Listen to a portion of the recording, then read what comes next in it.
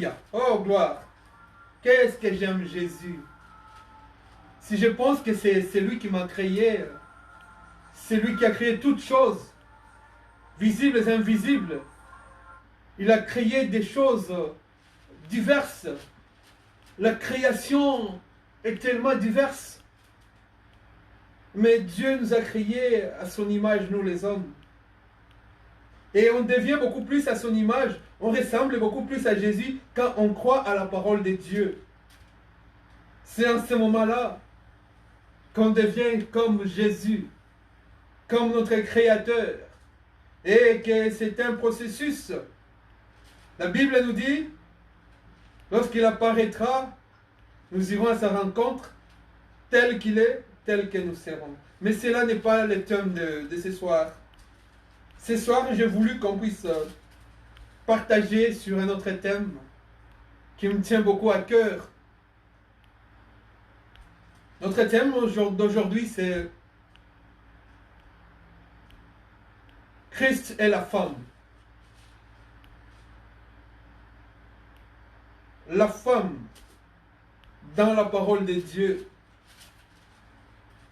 La femme par rapport à Christ, par rapport à la parole. La femme par rapport à l'homme.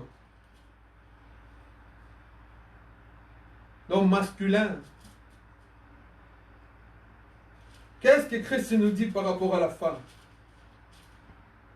Mais avant de commencer, je voudrais vous demander un petit service. Je voudrais venir vous supplier pour que vous puissiez vous abonner sur notre chaîne YouTube. Isaac Kalonji Ministries. Ou Pasteur Isaac Kalonji de France. Et Dieu vous bénira abondamment. Allez-y sur notre chaîne YouTube. Abonnez-vous.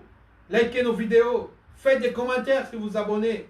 Cela va nous permettre à nous améliorer. Parce que ce n'est qu'un faible début. Mais nous allons, des choses grandioses nous attendent dans les Seigneurs. Ce n'est que le commencement sur les réseaux sociaux. Mais vous verrez ce que Dieu fera. Parce que nous annonçons sa parole. Dieu accompagnera cette parole. Abonnez-vous s'il vous plaît. C'est à une bénédiction que vous participez. C'est des choses grandioses qui viendront, que vous participez. Vous serez aussi artisans de ces choses-là. Que Dieu vous bénisse. N'oubliez pas aussi, sur notre page Facebook, Evami Tabernacle Jésus t'aime. Abonnez-vous sur Facebook. Evami Tabernacle Jésus t'aime. C'est notre page Facebook, bien-aimé. Il y a aussi des vidéos là-bas. Aimez nos vidéos, likez, faites des commentaires. Encouragez-nous. Priez pour nous. Nous prions aussi pour vous. Nous revenons à notre thème d'aujourd'hui, bien-aimé dans le Seigneur. C'est Christ et la femme. Nous allons puiser notre inspiration sur un texte dans Jean, les livres de Saint Jean, au chapitre 4, verset 7. La parole de Dieu stipule ceci. Une femme de Samarie vint puiser de l'eau. Jésus lui dit, donne-moi à boire. Car ses disciples étaient allés à la ville pour acheter des vivres. La femme samaritaine lui dit, comment toi qui es juif,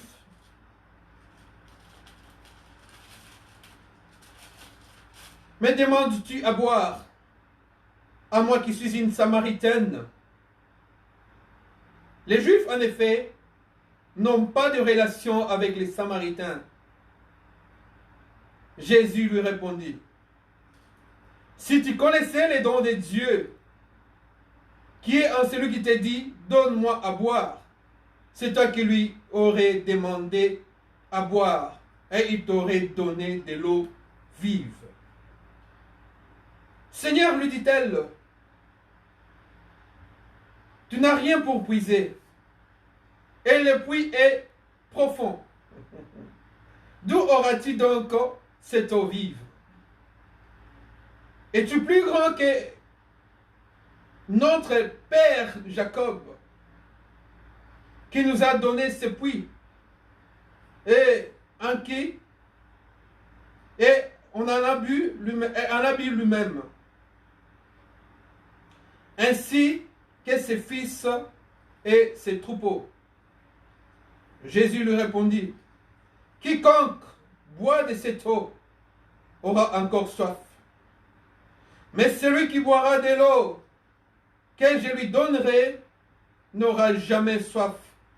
Et l'eau que je lui donnerai deviendra en lui une source d'eau vive, qui jaillira jusque dans la vie éternelle. La femme lui dit, Seigneur, donne-moi cette eau, afin que je n'ai plus soif et que je ne vienne plus puiser ici. Va, lui dit-elle, appelle ton mari et reviens ici. La femme lui répondit, je n'ai pas de mari. Jésus lui dit, tu as bien fait de dire, je n'ai pas de mari, car tu en as eu 5. Et celui que tu as maintenant n'est pas ton mari. Et cela, tu as dit vrai. Seigneur Jésus lui dit à la femme, je vois que tu es prophète. Nos pères ont adoré sur cette montagne, et vous vous dites, quel endroit où il faut adorer est à Jérusalem.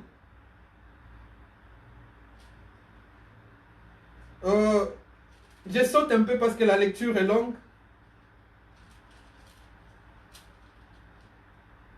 Verset 25, la Bible dit ceci. La femme lui dit, je sais que le Messie vient, et celui qu'on appelle Christ. Quand il sera venu, il vous annoncera toutes choses. Il nous annoncera toutes choses. Jésus lui dit, je le suis, c'est lui qui te parle. Alléluia. Que Dieu bénisse cette parole parce que le Seigneur est merveilleux. Il fait toutes choses. Moi, j'ai toujours dit que quand Jésus marchait, chaque destination, c'est pas se diriger toujours vers un miracle, l'accomplissement d'un miracle. Là, il a fait que il soit tout seul face à la femme samaritaine. Et ses disciples étaient partis chercher des vivres pour manger. Mais l'homme de Galilée devait se trouver seul face à la femme. Alléluia, alléluia. Et une des questions importantes que le Seigneur lui a posées, il lui a dit, va, appelle ton mari. Et la femme a dit, je n'ai pas de mari. Parce que maintenant, cette femme devait trouver un véritable mari. Donc la femme était à la quête d'un véritable mari. La femme, vous savez, a une place primordiale dans la vie de Christ notre Seigneur. Moi qui vous parle, j'ai été prêché par une femme, ma grand-mère. C'est elle qui m'a amené au Seigneur. J'ai beaucoup de respect, beaucoup d'admiration, beaucoup d'estime, beaucoup d'amour pour les femmes. Ma femme connaît combien je l'aime, combien je l'appelle au téléphone chaque fois. Ma femme, c'est ma femme qui m'a donné mes enfants. C'est ma femme qui me garde, qui regarde si je vais bien. Elle s'occupe de moi. La femme est l'équilibre de l'homme. Quand Dieu a créé l'homme, lui-même il s'est dit, il n'est pas bon que l'homme soit seul. Donc, à la création même, l'homme, quand il était créé, il était incomplet. Bien qu'il portait en lui déjà la femme. Il portait déjà sa femme en lui. Mais Dieu avait vu que il n'est pas bon que l'homme soit seul. Il a endormi l'homme. Et du côté de l'homme, il a fait la femme. Dieu a créé la femme pour que l'équilibre, pour que le complément soit vraiment complet. Excusez-moi la tautologie. Pour que l'homme soit en équilibre, soit complet. Pour que l'homme soit homme. Quand Dieu a dit, créons l'homme à notre image, il n'a pas seulement créé l'homme masculin, mais au-dedans de l'homme, à l'image de Dieu, il y avait déjà au-dedans de l'homme la femme. Donc quand la Bible dit, créons l'homme à notre image, dans l'homme déjà la femme était au-dedans de l'homme. Dieu n'a pas cherché un arbre pour tirer la femme. Dieu n'a pas cherché le vide pour tirer la femme. Mais Dieu a pris la femme dans l'homme. C'est-à-dire l'homme ne peut pas exister sans la femme. Si Dieu a fait cela, c'est parce qu'il savait à quoi il allait en venir avec la femme. Lui, le fils de l'homme. Et face à cette femme samaritaine, il devait maintenant lui annoncer la vie, lui transmettre la vie, lui perfuser la vie. Parce que la femme a besoin de la semence de l'homme pour que la vie puisse apparaître. Et la semence doit être une semence vivifiante. Et cette semence n'est rien d'autre que la parole de Dieu. La femme devait maintenant écouter son chef, son créateur, son vrai mari. La femme est l'image de la tendresse, de la douceur. La femme est l'image de la soumission, de l'amour, de la grâce. C'est pourquoi quand vous voyez même le Seigneur dans l'Ancien Testament, quand il a donné l'ordre à Moïse, lorsqu'il avait donné l'ordre à Moïse de construire le tabernacle, les femmes devaient amener leurs bijoux. Les hommes devaient amener aussi ce qu'ils avaient pris en Égypte, de l'or, pour construire les tabernacles. Et les miroirs de femmes devaient aussi contribuer à la constitution et à la construction du tabernacle, de la cuve des reins. La femme a une place dans l'église. La femme n'est pas un sous-homme dans l'église. La femme est l'égale de l'homme dans l'église. Mais c'est seulement dans les domaines du ministère où Dieu fait une exception. Cela ne veut pas dire que Dieu est misogyne. Non. Au contraire, Dieu aime beaucoup la femme. Dans son ministère terrestre, notre Seigneur et notre Dieu, Jésus de Nazareth de Galilée, quand il marchait, il était accompagné. Quand il voyageait, il était accompagné de femmes de distinction qu'il accompagnait dans son ministère.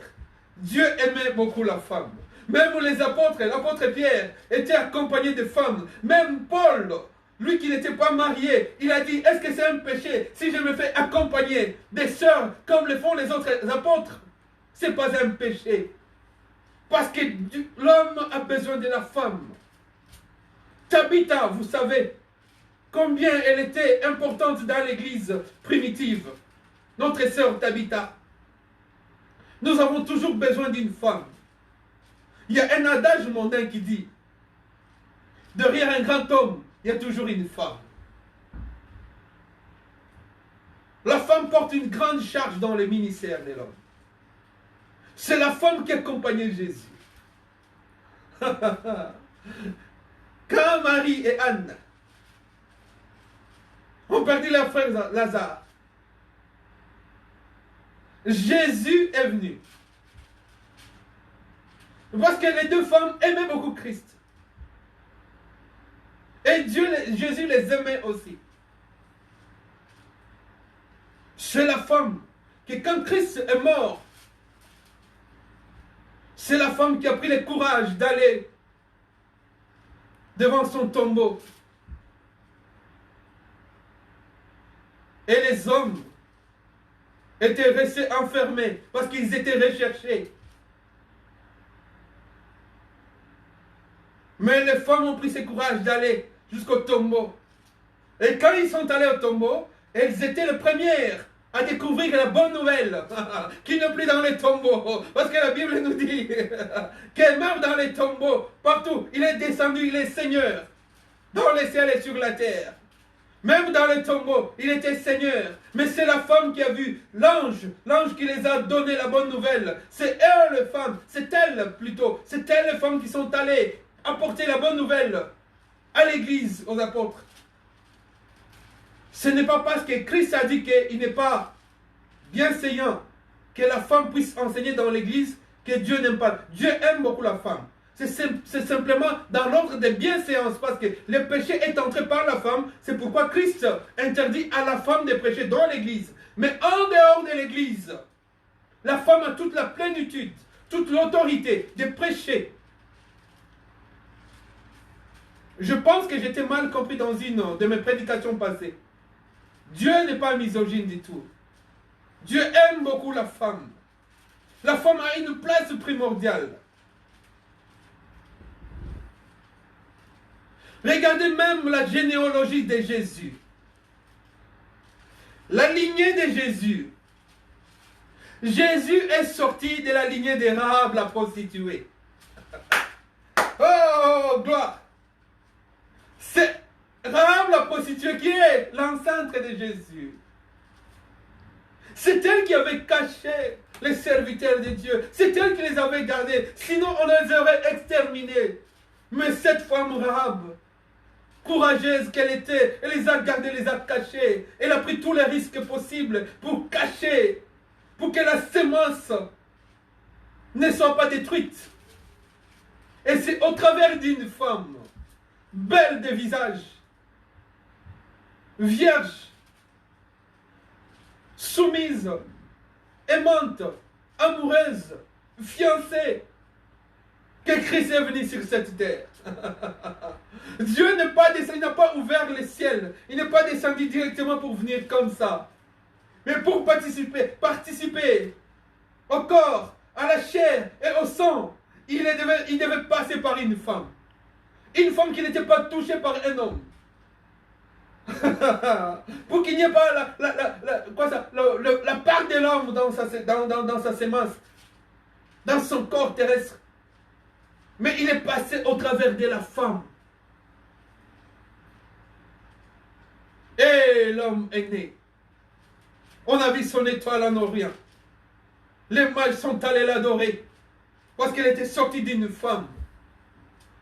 Lui qui était le petit-fils de Rahab, la prostituée. Mais dans la distribution des ministères, il faut faire la part des choses. Dieu n'ordonne pas à la femme de prêcher dans l'église seulement. Et il ne lui permet même pas de parler dans l'église. Mais en dehors de ça, la femme est l'égale de l'homme. Bien que la Bible nous dit, à la maison, l'homme est le chef de la femme, comme Christ est le chef de l'église.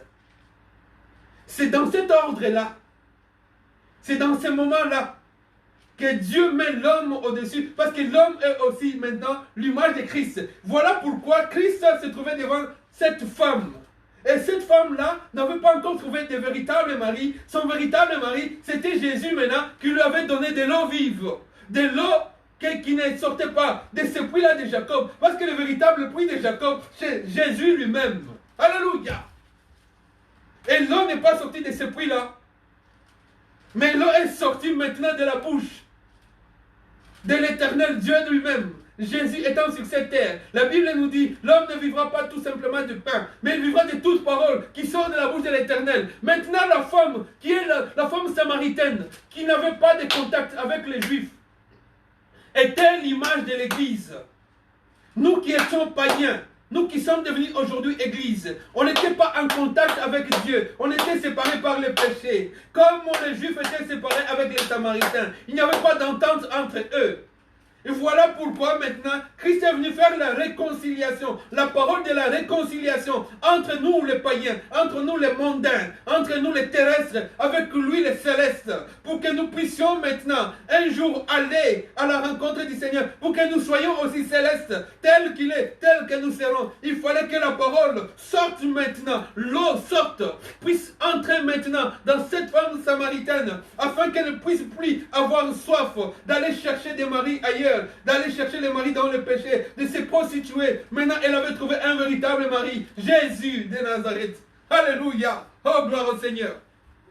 La femme samaritaine, l'image de l'Église, qui reçoit la sémence sortie de Christ lui-même. Vous savez ce qu'on appelle chrétien, la signification de chrétien. Chrétien veut dire comme Christ, qui ressemble à Christ.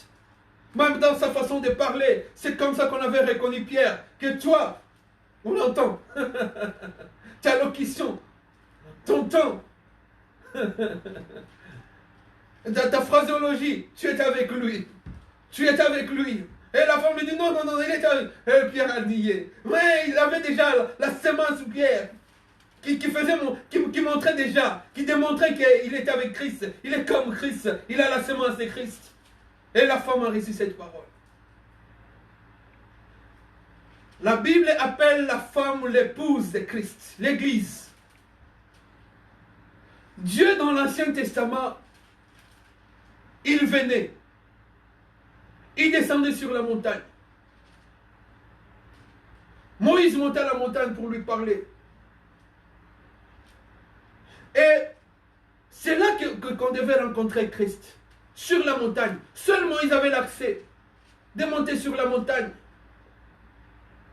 Mais maintenant, la femme samaritaine, qui est l'image de l'Église, était en face de la montagne sur laquelle on doit adorer. Parce que Christ lui-même, Jésus, a dit que l'heure est venue, et elle est déjà venue, où les vrais adorateurs adoreront le Seigneur, en esprit et en vérité. La vérité, c'était lui. L'esprit, c'était lui. Le Saint-Esprit, c'était lui, Jésus.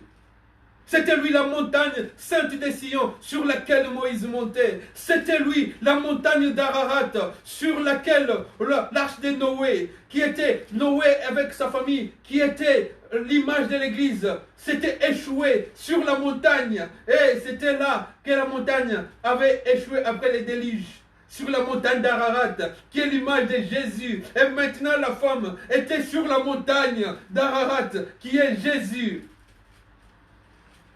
Vous comprenez ces choses? Pourquoi la femme est importante? Parce qu'elle est l'image de l'Église. L'apôtre Paul dit, l'homme ne peut pas exister sans la femme, et la femme ne peut pas exister sans l'homme. Dieu n'est pas misogyne. Dieu aime beaucoup la femme. Parce que la femme, c'est l'image de l'Église.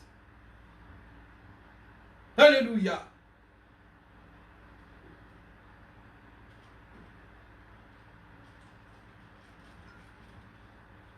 La femme est l'image de l'Église. C'est elle qui garde la parole. C'est elle qui conserve la parole. Si tu veux trouver la parole de Dieu, viens dans l'Église. C'est pourquoi l'apôtre Paul dit, ne quittez pas votre assemblée. C'est dans l'assemblée qu'il y a la parole. Même si tu as la connaissance de la parole de Dieu, mais va à l'Église, va dans l'assemblée des saints. C'est là où descend, c'est là où Dieu descend pour transmettre, pour distribuer la parole. Là où tu trouves plusieurs dons. La diversité des dons, la diversité de ministères, c'est dans l'Église. C'est dans la femme du Seigneur. Dieu ne prendra pas les dénominations. Les noms des églises, peu importe. Ça importe peu à Dieu. Ça n'a pas beaucoup d'importance à Dieu. Mais ce que Dieu veut, c'est une véritable épouse. sans tache, sans ride, sans défaut. C'est d'elle que Dieu a besoin dans ces temps d'histoire. Dieu viendra chercher sa femme parce qu'il n'est pas bon que l'homme soit seul. Et l'homme, la Bible nous dit, le Fils de l'homme, c'est Jésus. La Bible nous dit, parmi 10 000, le plus beau, c'est lui Jésus.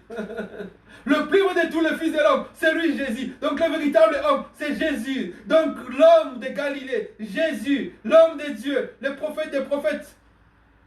Il n'est pas bon qu'il soit seul. En ce moment-là, en ce moment-ci, il est seul. Mais bientôt, il viendra. Comme Isaac était descendu. Alléluia, alléluia. Comme Isaac était descendu dans la rencontre, pour aller à la rencontre de Rebecca qui venait, Jésus aussi descendra pour prendre son épouse, pour prendre son église, pour prendre sa femme. Parce qu'il n'est pas bon qu'il soit seul. Là, il est seul. Il regarde les anges, il regarde les chérubins, il regarde les séraphins. Il dit que non, vous n'êtes pas ma femme, je l'attends, je me prépare. Et cette femme maintenant doit être parée d'or, du Saint-Esprit, de la parole de Dieu, pour aller à la rencontre du Seigneur dans les airs. Et ensemble nous serons.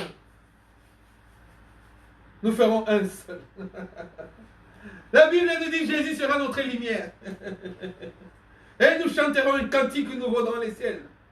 Nous marcherons sur les pavés d'or. Oh les ciels, parce que nous sommes une femme précieuse aux yeux de l'Éternel Dieu des armées. Oh gloire au Seigneur Jésus. Tu peux faire partie de cette femme précieuse. Toi maintenant. La femme, cette femme n'est pas une seule personne, mais c'est tous les membres, tous ceux qui ont crié au Seigneur Jésus-Christ, tous ceux qui reçoivent la véritable parole. La parole prêchée dans l'église primitive. La véritable parole limpide. La parole sans tache. La parole potable. La parole de Dieu. La parole de vie. L'eau vive. Prêchée par les apôtres. Prêchée par les apôtres, par les prophètes. Prêchée aujourd'hui dans la vérité. Par les véritables serviteurs de Dieu. Dans ces temps du soir. Qui donne l'eau véritable, l'eau de vie. Pas l'eau qui sort des puits crevassés, mais l'eau qui sort de la bouche de l'Éternel Dieu des armées. Que Dieu vous bénisse abondamment. Que Dieu vous garde dans sa parole. Rentrez maintenant dans sa parole. Et Jésus vous bénira. Venez sur notre chaîne YouTube, Isaac Kalonji Ministries. Abonnez-vous. Il y a beaucoup de vidéos pour vous enseigner. Allez sur Facebook. Eva Mitabernacle Jésus t'aime. Alléluia. Que Dieu vous bénisse abondamment. Alléluia. Oh gloire. Jésus. Jésus. Oh alléluia. Alléluia.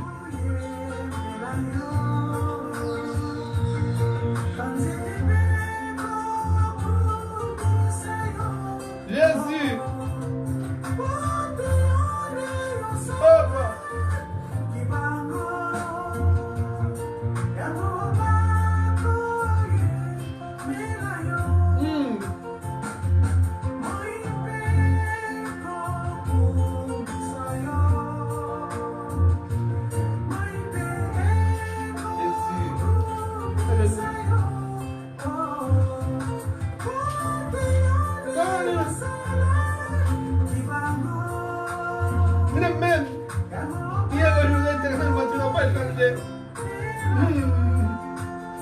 Nous sommes ta femme, Jésus.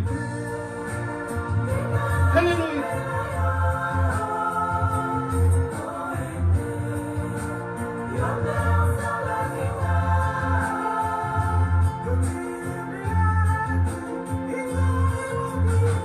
Jésus. Alléluia. Alléluia. Oh, Rabbi. Rashika barabara sande. Ababe.